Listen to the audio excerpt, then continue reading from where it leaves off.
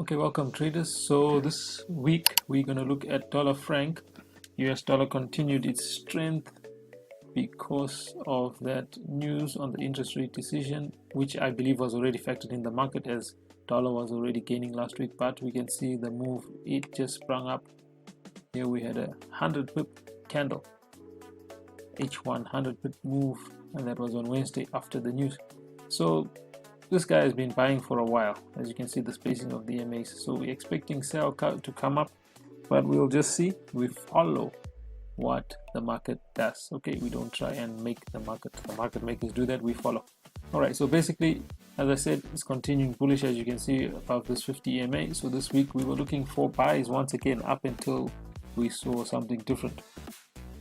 Okay, so if you sign up, basically, as you can see here, before I speak on that, Friday, you can see, look at that range, tight range that he held on Friday into Monday and playing above the previous week. So there was a trap traders down here.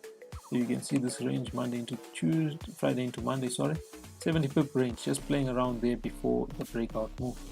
Okay, so if you sign up below with a recommended broker, you'll get access to the rest of this video, which I'm now going to show you the trades you could have taken this week.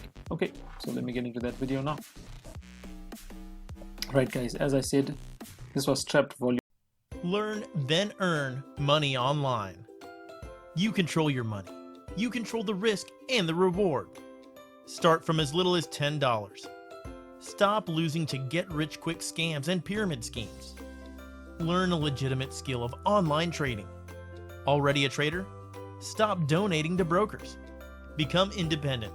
Stop relying on signals and careless account managers. Learn to trade the market maker way. Take our course and follow the rules of big banks and smart money. Get wisdom, get understanding, get wealth. Contact MarketWise Traders today